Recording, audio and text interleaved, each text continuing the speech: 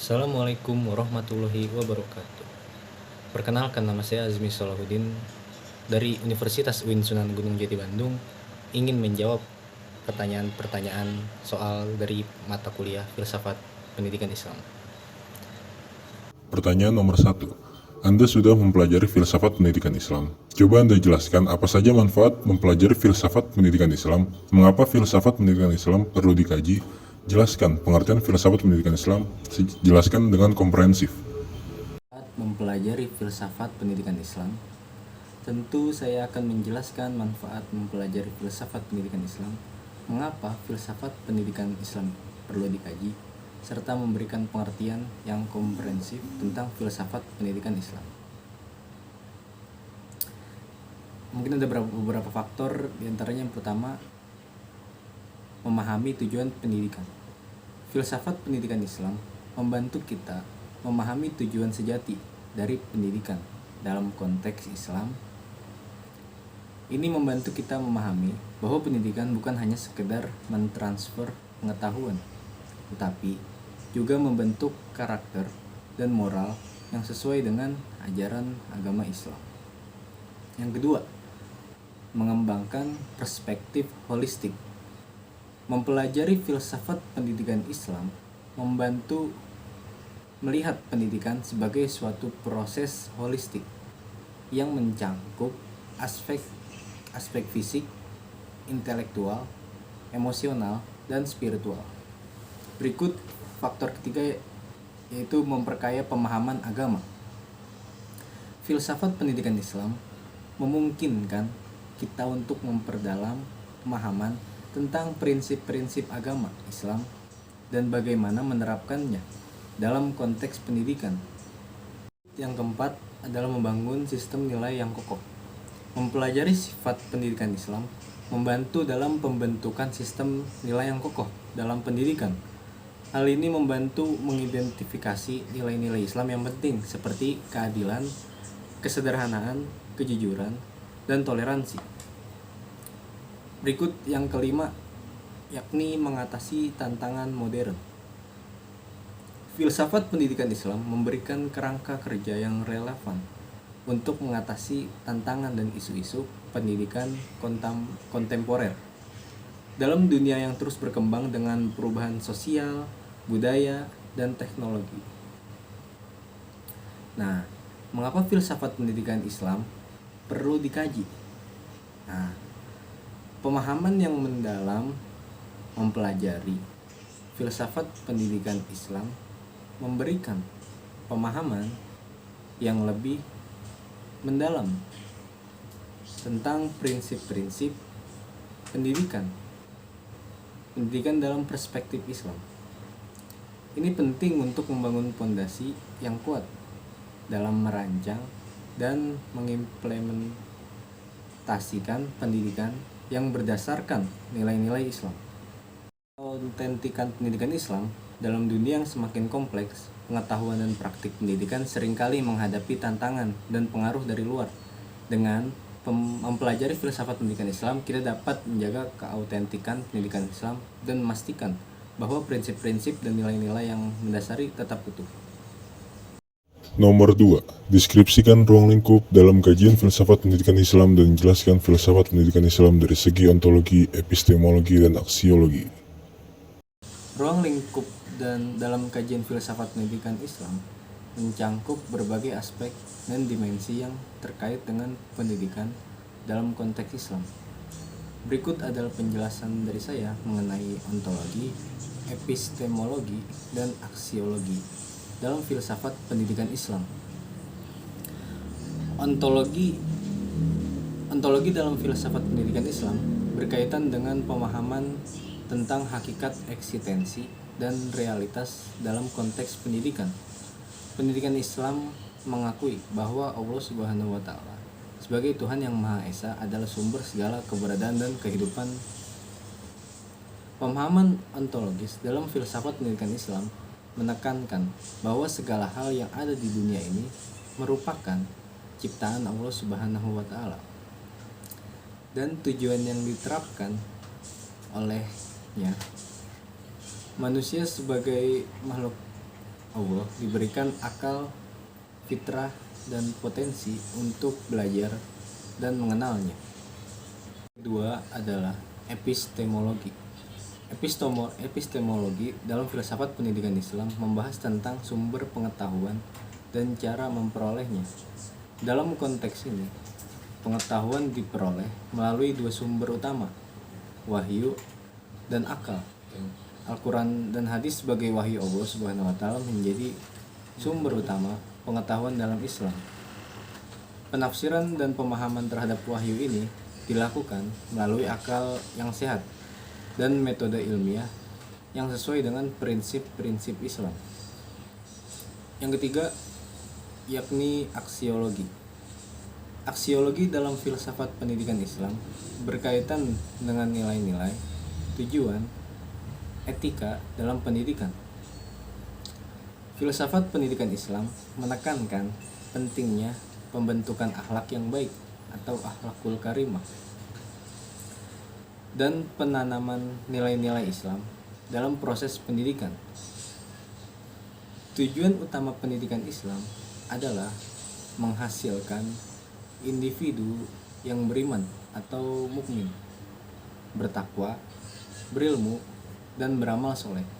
Nah, dalam keseluruhan filsafat pendidikan Islam bertujuan untuk menciptakan pendidikan yang mengintegrasikan ajaran agama Islam dengan pengetahuan dunia, mengembangkan kepribadian dan akhlak yang baik, serta membentuk individu yang berkontribusi positif dalam masyarakat berdasarkan nilai-nilai. Nomor 3. Islam memberi tuntunan untuk membentuk sebuah tata kehidupan yang menghargai terhadap sesama makhluk ciptaan Allah berdasarkan pada keyakinan yang dilaksanakan dalam perkataan, perbuatan sampai pada tingkat ketakwaan dengan kepribadian baik kepada sesama manusia. Menurut pandangan Anda, bagaimana filsafat pendidikan Islam dapat dalam membentuk peserta didik dengan nilai religius seperti yang diajarkan dalam konsep Islam? Dengan saya, filsafat pendidikan Islam memiliki peran penting dalam membentuk para peserta didik dengan nilai religiusitas yang diajarkan dalam konsep Islam. Filsafat pendidikan Islam bertujuan untuk mengembangkan individu yang beriman, bertakwa, dan memiliki kesadaran akan hubungan vertikal dengan Allah Subhanahu wa Ta'ala, serta hubungan horizontal dengan sesama manusia dan alam sekitar. Nah, dalam konteks ini ada beberapa prinsip dan pendekatan dalam filsafat pendidikan Islam yang dapat membentuk nilai religiusitas pada peserta didik. Di antaranya yang pertama, tauhid, yang artinya keesaan Allah. Konsep tauhid menjadi landasan utama dalam filsafat pendidikan Islam. Peserta didik diajarkan untuk memahami dan mengakui keesaan Allah Subhanahu wa Ta'ala dalam segala aspek kehidupan. Pendidikan Islam mengajarkan bahwa Allah Subhanahu wa Ta'ala adalah sumber segala kehidupan, dan peserta didik didorong untuk mengembangkan kesadaran akan keberadaan Allah Subhanahu wa Ta'ala dan keterhubungan dengannya dalam setiap tindakan dan interaksi. Kedua adalah pembentukan akhlak mulia. Filsafat pendidikan Islam memberikan perhatian yang besar terhadap pembentukan akhlak yang baik. Peserta didik diajarkan untuk mengembangkan sikap dan perilaku yang mencerminkan nilai-nilai Islam seperti kejujuran, keadilan, kesabaran, keramahan, dan kasih sayang. Pendidikan berbasis Al-Quran dan hadis, filsafat pendidikan Islam mendasarkan proses pendidikan pada Al-Quran dan hadis sebagai sumber utama wahyu Allah. Peserta didik diajarkan untuk mempelajari, memahami, dan mengimplementasikan ajaran-ajaran agama Islam yang terkandung dalam Al-Quran dan hadis. Baik, selanjutnya yang ketiga ada integrasi pengetahuan dunia dan Islam. Filsafat pendidikan Islam mendorong integrasi pengetahuan dunia dan pengetahuan agama Islam. Peserta didik tidak hanya diberikan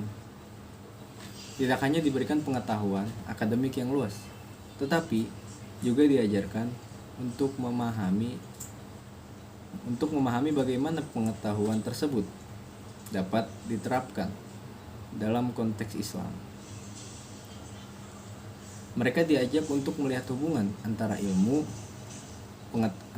pengetahuan dan ajaran agama. Didik, ada beberapa sikap yang dapat diambil untuk mengaktualisasikan nilai-nilai agama dan mengantisipasi pengaruh negatif dari pengkultusan dan fanatisme. Berikut ini adalah beberapa pandangan dari saya dan tindakan yang dapat diambil. Nah, yang pertama adalah pendidik harus mendorong pemahaman yang mendalam tentang agama. Jadi, pendidik perlu memastikan bahwa siswa memiliki pemahaman yang benar dan menyeluruh tentang prinsip-prinsip agama mereka. Ini melibatkan memberikan pemahaman yang luas dan kontekstual tentang ajaran agama, sejarahnya, serta pemahaman tentang nilai-nilai kemanusiaan, kerjasama, dan toleransi yang terkandung dalam agama tersebut. Yang kedua, mengajarkan pemahaman tentang pluralisme.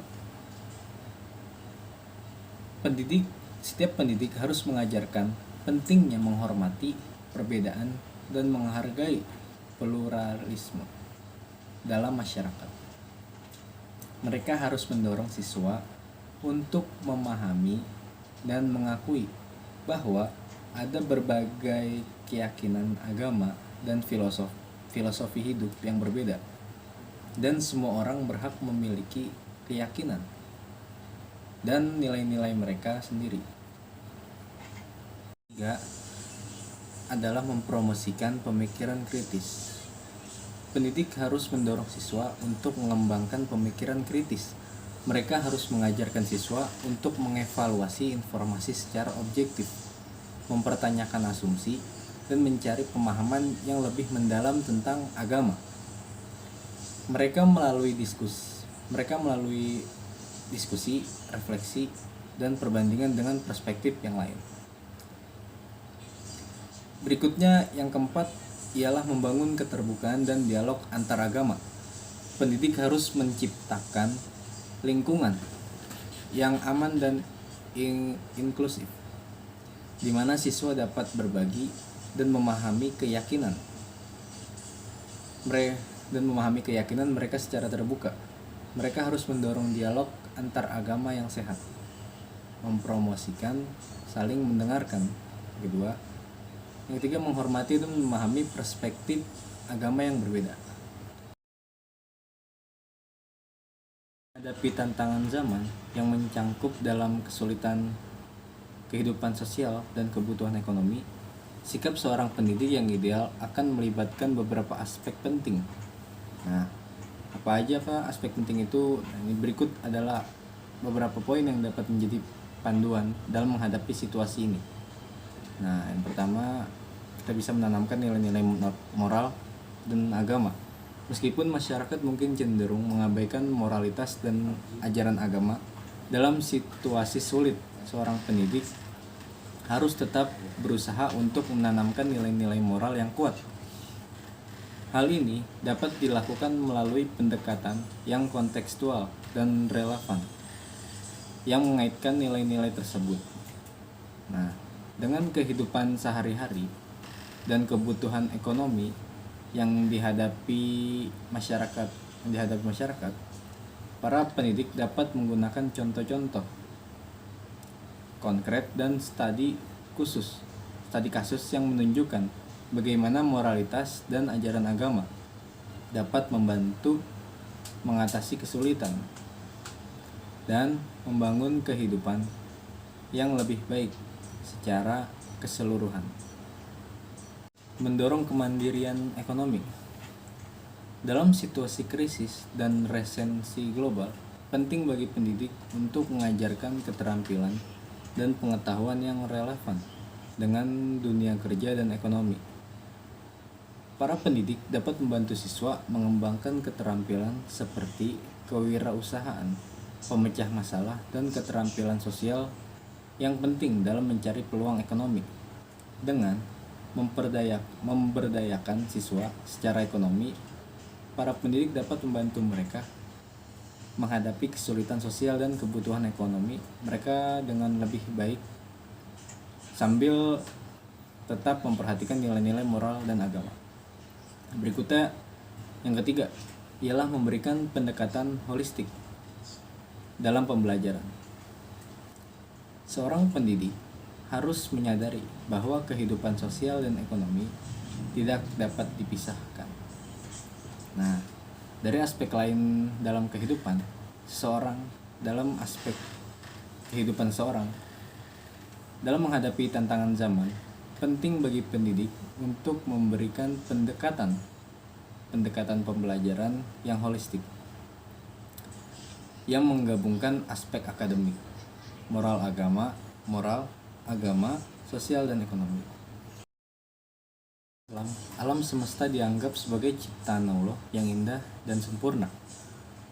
Manusia sebagai khalifah atau wakil Allah di bumi memiliki tanggung jawab untuk menjaga dan merawat alam semesta ini. Dalam menjalankan tugas tersebut, pendidikan Islam mengajarkan prinsip-prinsip yang berhubungan dengan interaksi manusia terhadap alam semesta. Yang pertama, Islam mengajarkan adanya keseimbangan dalam penggunaan sumber daya alam. Para manusia diperintahkan untuk memanfaatkan alam semesta, namun tidak boleh melampaui batas. Tidak boleh melampaui batas yang telah ditentukan oleh Allah Subhanahu wa taala. Konsep ini dikenal sebagai mizan atau keseimbangan. Pendidikan Islam menekankan perlunya memperlakukan alam dengan penuh rasa tanggung jawab dan tidak merusak ekosistem yang ada. Nah, yang kedua, Islam mengajarkan konsep amanah atau kepercayaan. Manusia dipercayakan oleh Allah Subhanahu wa taala untuk menjadi pemelihara dan penjaga alam semesta ini. Berikutnya yang ketiga, Islam mengajarkan tentang pentingnya berbagi dan keadilan sosial. Manusia harus menggunakan sumber daya alam dengan bijaksana dan adil, sehingga semua makhluk Allah dapat merasakan manfaatnya. Pendidikan Islam dapat mengajarkan siswa tentang pentingnya berbagi sumber daya dengan cara yang adil dan memperhatikan kebutuhan masyarakat yang lebih luas. Selain itu, pendidikan Islam juga dapat mengajarkan nilai-nilai kesadaran lingkungan,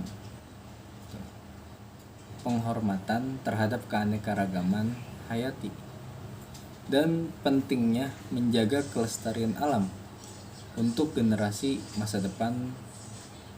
Pendidikan Islam dapat menyampaikan pesan-pesan agama yang mendorong cinta dan perhatian terhadap alam semesta, serta menjalankan ajaran agama dengan cara yang ramah lingkungan. Jadi dengan pendekatan pendidikan Islam yang mencangkup nilai-nilai kelestarian alam, kesadaran lingkungan, dan tanggung jawab sosial, diharapkan individu muslim akan menjadi pemimpin yang bertanggung jawab dalam menjaga alam semesta yang diberikan oleh Allah Subhanahu wa taala.